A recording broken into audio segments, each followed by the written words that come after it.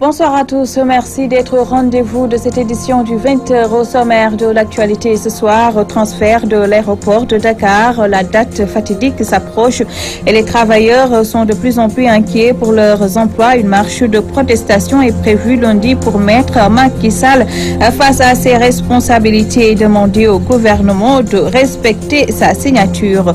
Le foncier est devenu une véritable bombe à retardement dans certaines régions du pays. Les conflits se multiplient et les risques d'affrontement sont de plus en plus nombreux. Nous irons à Vélingara où les populations sont en colère après l'octroi de 200 hectares à un promoteur privé. Appel au dialogue politique, 266 partis attendent leur carton d'invitation. Un véritable casse-tête pour le pouvoir. L'opposition, elle, pose ses préalables avant toute discussion. Également au menu, la page internationale, l'actualité sportive et la revue de la presse africaine.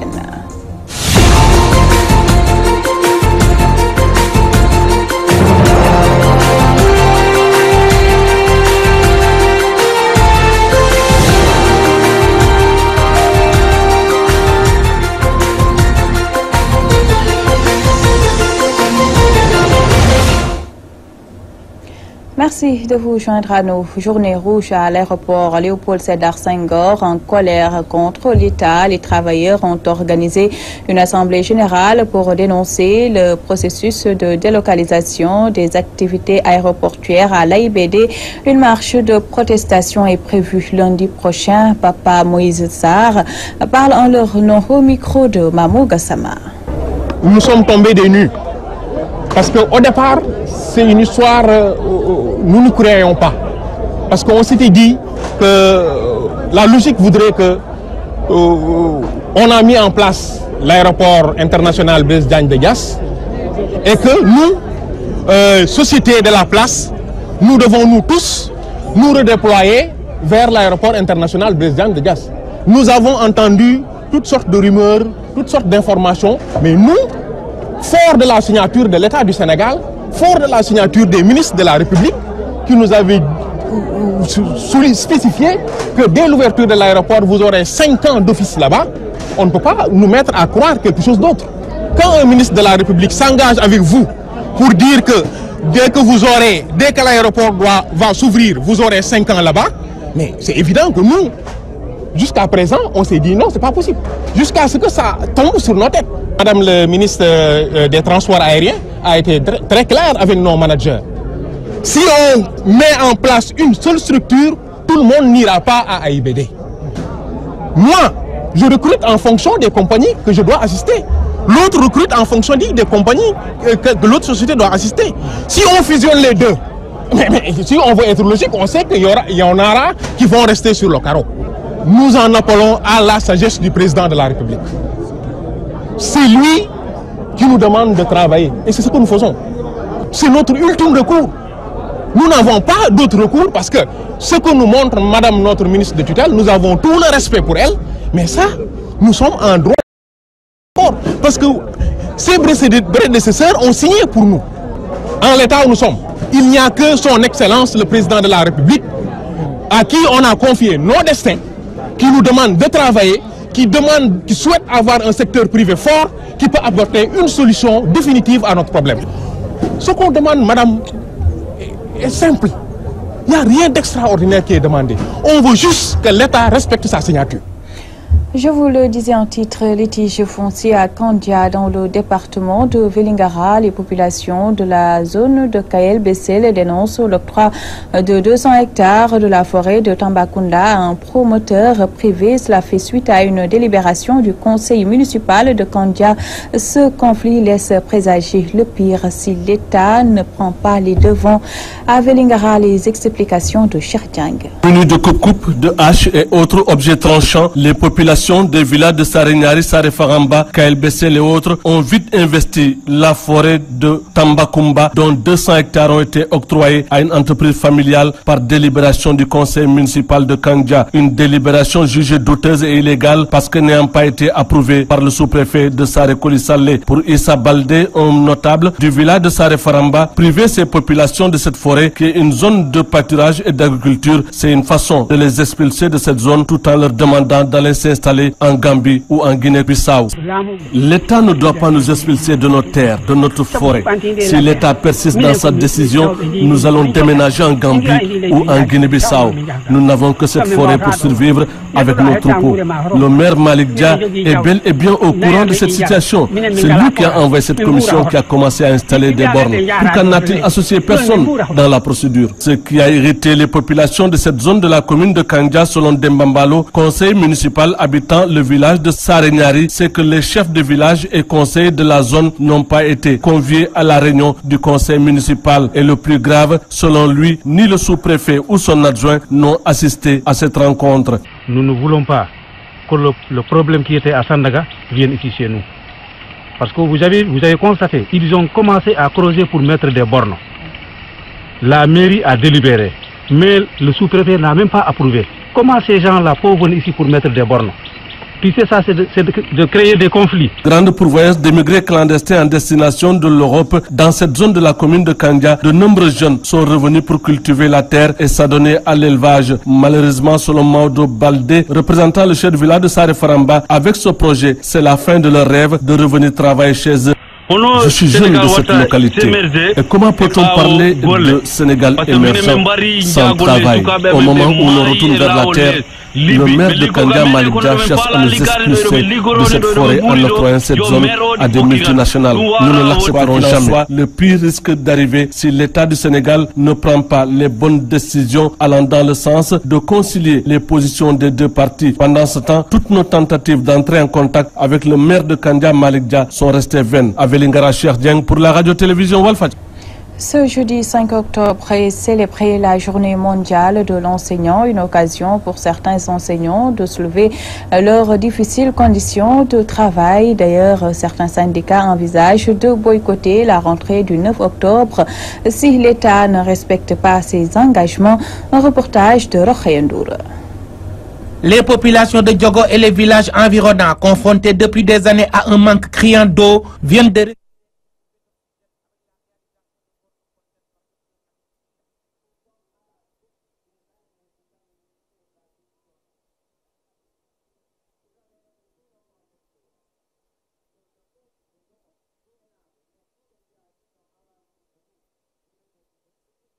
Octobre marque la journée mondiale de l'enseignant, une occasion pour certains membres de ce corps de soulever ce qu'ils appellent la médiocrité du système éducatif et leurs mauvaises conditions de travail. Aujourd'hui, c'est avec tristesse que nous constatons qu'au Sénégal, cette journée ne saurait bien être fêtée par les enseignants. Pour la simple et bonne raison, les enseignants sont aujourd'hui en proie à toutes les difficultés. Ils peinent à avoir leur salaire à temps. Nous peinons à avoir nos actes d'avancement, nos actes de validation, nos actes de reclassement. Il s'agit pour l'UNESCO d'attirer l'attention de certains gouvernements sur les mauvaises conditions de travail que le corps enseignant doit parfois supporter. Nous travaillons avec des classes pléthoriques parce que la taille moyenne d'une classe pédagogique c'est 45 élèves. Les enseignants ne sont pas bien formés. N'est-ce pas? On assiste à une déprofessionnalisation du corps des enseignants. Outre ces points, ils réclament de même leur indemnité de logement. Aujourd'hui, la question qui taraude l'esprit des enseignants et des Sénégalais, c'est la question de l'alignement de l'indemnité de logement. C'est une question essentielle et nous pensons qu'aujourd'hui, si le gouvernement veut rassurer le monde des enseignants, mais également au moins installer la stabilité dans l'espace scolaire. Ces enseignants envisagent de déterrer la hache de guerre si l'État ne consent pas à respecter ses engagements. Ce que l'État peut faire, c'est tout simplement respecter ses engagements. Permettre aux enseignants d'avoir leurs documents administratifs, à savoir acte d'avancement, acte de reclassement, acte de validation à temps. Permettre aux enseignants d'être reclassés. Figurez-vous aujourd'hui, nos jeunes frères, collègues qui sont sortis des CRFPE ne peuvent pas être reclassés dans la fonction publique. Et c'est près de 10 000 enseignants. Nous lançons un appel aux enseignantes et aux enseignants de se présenter le jour de la rentrée, mais de refuser de démarrer les enseignements apprentissages pour lui montrer carrément que ce jour-là ne sera pas un ubitei, djangtei. Le gouvernement aurait dû mettre à profit tout ce temps y compris les vacances, pour satisfaire les revendications des enseignants. Il s'agit maintenant pour le gouvernement d'ouvrir des négociations et de satisfaire cette question. Le système éducatif sénégalais enregistre beaucoup de problèmes. Certains enseignants envisagent de saper le slogan Ubitey Jang Tay le 9 octobre prochain. Pendant ce temps, Diogo est confronté à un accès difficile à l'éducation. Les populations de ce village du Baol ont profité d'une cérémonie de réception de Borne-Fontaine pour interpeller les autorités et réclament en outre des moulins à mil pour alléger les travaux des femmes. Mamadou Martarsar. Les populations de Diogo et les villages environnants, confrontés depuis des années à un manque criant d'eau, viennent de respirer une bouffée d'oxygène avec la réalisation de Borne-Fontaine par Dr Aliou Silla. Nous sommes malades depuis des années, mais vous avez fait de la guérison ici. Vous avez réglé tous nos problèmes d'eau. Le peuple de Diogo, Gouenabe, mais tous les villages qui sont alentours de nous, vous remercie de ce que vous avez fait. Les populations ont profité de cette rencontre pour soulever d'autres doléances, notamment l'accès à l'éducation et l'allègement des travaux des femmes. bëgg nañu jigéen ñi nga xamante ne léegi yàlla wàcc na leen coono ndox xol bi tamit ñaan nañ la machine wol buy wol ak buy sox école français tamit wax dëgg yàlla lu ñu soxal la. Venu présider la rencontre, Dr Silla explique son geste par le fait que les populations rurales sont des citoyens à part entière. Elles doivent bénéficier des mêmes avantages que celles vivant en milieu urbain. Je suis venu à Ndiogo ce jour pour inaugurer de l'eau que j'avais promis aux habitants de ce village. Je continuerai à faire tout mon possible pour que le département de Mbacké, les villages environnants qui sont un peu dans des difficultés, et qui doivent subsister comme tout le monde, car c'est les Sénégalais. Le Sénégal ne se limite pas à Dakar ou à Saint-Louis ou dans les grandes villes. Nous sommes tous des patriotes, nous sommes tous des êtres humains, nous sommes tous des Sénégalais. Concluant ses propos, il a demandé au président Macky Sall de renforcer à moins les responsables du département afin qu'ils puissent mener une politique de développement dans la zone. Le président Macky Sall, et nous lui demandons de nous aider, nous à Touba. Parce que nous sommes certes des politiciens, nous sommes certes des responsables, mais nous n'avons pas de moyens. Touba Mbacké, Mamadou Makhtarsar pour la radio-télévision Walfadjri. Parlons politique à présent. À quelques mois de la présidentielle de 2019, le parti Rewmi de Idriss Seck fait face à une nouvelle crise avec le départ de Thierno Bocoum. Pour les analystes politiques Mame Gor Ngom et Pape Diogaye Faye, cet énième divorce va fragiliser le Rewmi en particulier, mais aussi l'opposition en général. Khady Silla. La démission du porte-parole du parti Rewmi, Thierno Bocoum, a redessiné le paysage politique. À en croire certains analystes politiques, l'opposition s'affaiblit au profit de la mouvance présidentielle. La démission de Thierno Bocoum affaiblit sa formation politique, affaiblit plus ou moins Idriss Seck, affaiblit l'opposition et renforce naturellement le pouvoir. Idriss Seck, aujourd'hui, on peut parler de son déclin. Il y a une chute libre depuis 2007. Donc c'est un prolongement. Il y a de cela 10 ans, Idriss Seck est en train de chuter. C'est comme beaucoup de partis. Et qu'aujourd'hui, il perd tous ses lieutenants pratiquement. Pour Mame Gor Ngom, rédacteur en chef du quotidien La Tribune, cette démission de Thierno Bocoum résulte d'une frustration au lendemain des investitures lors des législatives. Au-delà de la convenance personnelle évoquée, on sent qu'il y a une frustration qui est liée à cette démission. Thierno Bocoum est parti parce qu'il n'a pas été investi sur les listes aux législatives, alors que, aux yeux de l'opinion et aux yeux de beaucoup d'observateurs, il a été très présent à l'Assemblée nationale. Il a évoqué la convenance personnelle, mais je pense que ce sont des intérêts personnels, je dirais même des intérêts égoïstes. Selon le directeur général du quotidien Direct Info, Pape Diogaye Faye, Idriss Seck est le seul responsable de la crise qui sévit au sein de son parti. L'erreur politique d'Idriss qui se paye cash, il y en a deux. L'erreur fondamentale, c'est de ne pas aller avec Abdoulaye Wade. Si j'étais parti avec Abdoulaye Wade, aujourd'hui, Idriss Seck serait député dans le département de Thiès, ça c'est sûr. Et deuxièmement, Idriss Seck, qui est le plus présidentiable de l'opposition, quand même se met derrière Khalifa Sall, Je pense que c'est l'erreur fondamentale que Idrissa ne devait pas faire. Thierno Bocoum quitte le parti Rewmi, une démission de plus pour la formation politique d'Idrissa Seck, après celle de Omar Gueye, Omar Sarr, Youssou Diagne et le professeur Oumar Ndoye et bien d'autres ténors. Ainsi, certains observateurs s'interrogent sur l'avenir de ce parti qui fut pourtant deuxième lors de la présidentielle de 2007. Khady Sylla, 266 partis politiques autour d'une table, c'est l'épineuse question que le pouvoir va devoir régler pour relancer le dialogue politique. Si le pouvoir ne cache pas son inquiétude, l'opposition, quant à elle, remet sur la table des préalables à régler avant toute discussion. Issatine. Aly Ngouille Ndiaye ouvre encore les portes du dialogue politique. Plus de 280 partis pour une discussion.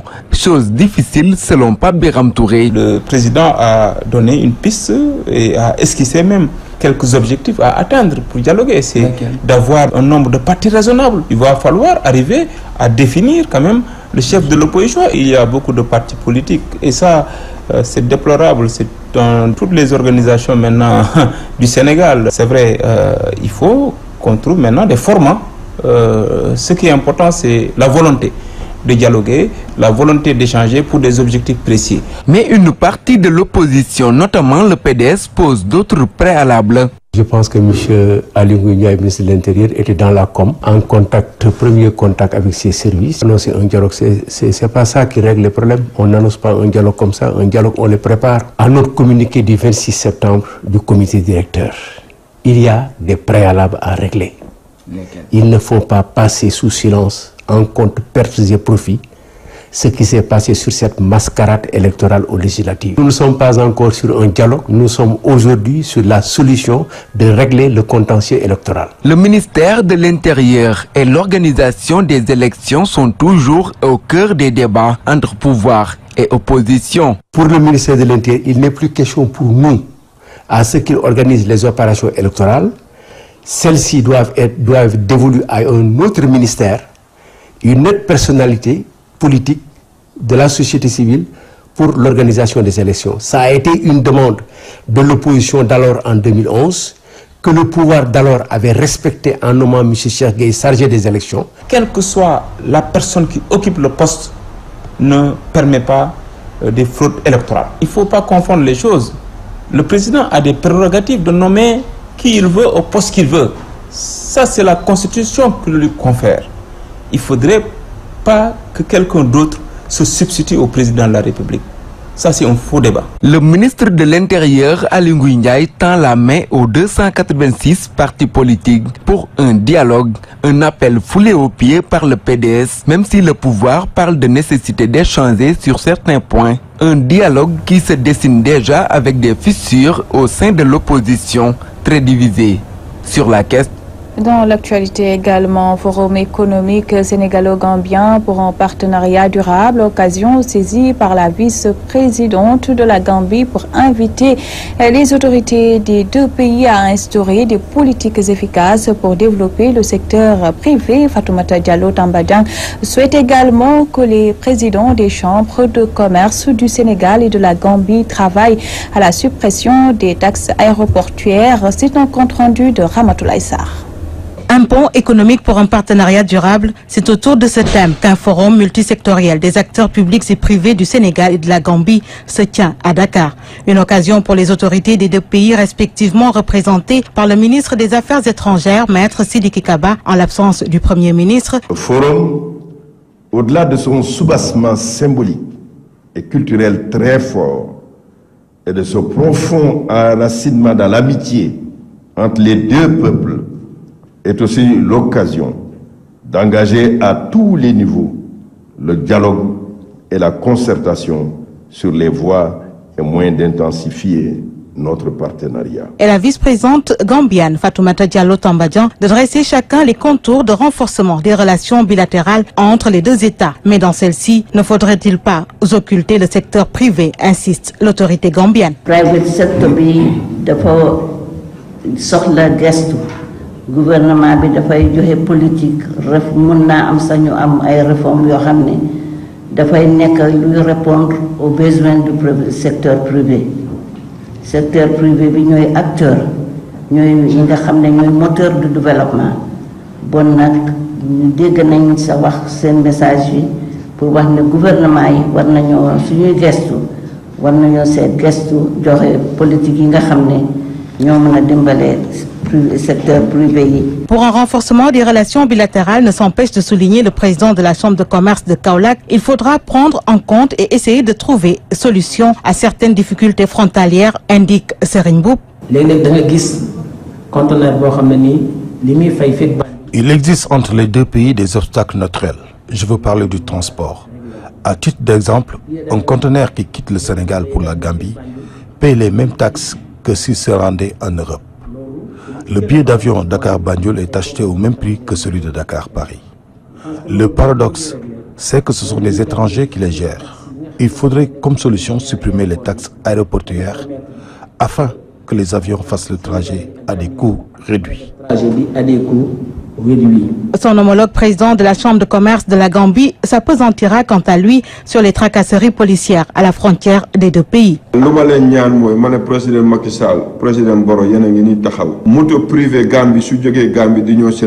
m'adresse au président Sall et Barrow.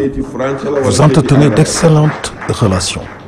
Mais mon souhait, c'est que les véhicules en provenance de Dakar pour la Gambie ou vice-versa ne soient plus soumis à des paiements de taxes.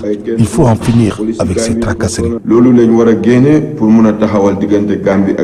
Durant 2 jours, les 5 et 6 octobre 2017, ces acteurs du secteur public et privé des deux pays vont mettre à profit leurs connaissances aux fins de lever toutes barrières commerciales et autres obstacles en vue d'un partenariat économique renforcé et pour lequel chaque pays va y trouver son compte. Ramatoulaye Sarr, on passe maintenant à la revue de la presse africaine, une présentation de Safiatou Sissé.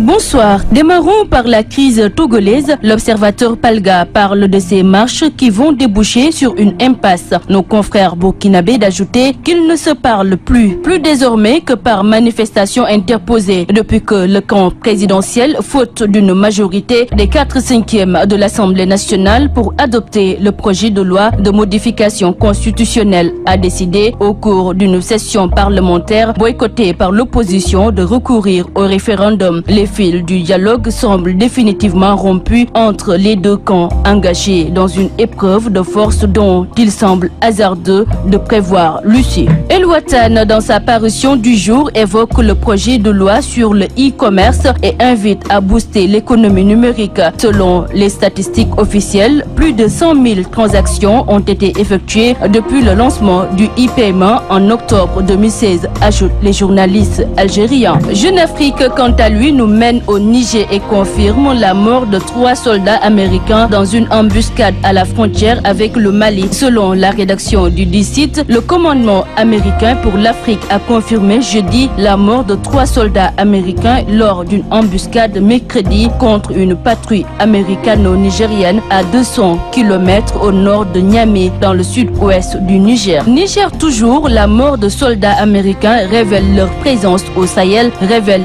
IZF. La mort de soldats américains tués dans une embuscade au Niger a révélé au grand jour la présence de forces armées américaines dans une région en proie à d'innombrables attaques djihadistes et qui bénéficie d'une forte coopération militaire avec les Occidentaux. Poursuivant, il ajoute que c'est la première fois qu'une présence de soldats américains est reconnue dans la zone où les attaques visent généralement des positions de l'armée nigérienne et des camps de réfugiés. Direction Mali avec Maliweb qui nous parle de transparence dans les élections de 2018 conditionnées à la démission de Thiema Manassa et Siaka de la DGE. Les nouvelles s'annoncent déjà mauvaises. Les préalables devant conduire à la transparence des élections en 2018 et éviter toute contestation post-électorale. Les nouvelles s'annoncent déjà mauvaises. Les préalables devant conduire à la transparence des élections en 2018 et éviter toute contestation post-électorale sont presque inexistants. Nous sommes dans la période de révision électorale, précisément le premier mois mois consacrés à l'inscription sur les listes électorales, ceux-là qui ont atteint l'âge de voter, à l'audit du fichier électoral afin d'y extraire les noms des personnes décédées et les prisonniers ayant perdu leurs droits civiques. Le message de campagne n'a pas été véhiculé comme il le faut à travers le support utile de communication pour la circonstance. Autrefois, l'ORTM défilait à l'approche des bandes annonces, des sketchs étaient aussi joués afin de montrer l'importance de l'inscription sur la liste électorale, l'importance de la carte Nina, l'importance du vote aussi. Terminons avec ici-lomé.com. Le site nous mène de nouveau au Togo où des jeunes à Atikoumé ont démontré qu'ils sont véritablement en colère. Aujourd'hui, c'est la marche de la colère. On parle à un chef d'État qui semble ne pas nous écouter. Il faut qu'il parte. C'est mieux pour lui, indique un des jeunes. Ils ont barricadé la voie à l'aide de troncs d'arbres. Impossible de passer à ce niveau. Pour eux, cette manière de faire est la manifestation de la colère qu'ils ont contre ce régime.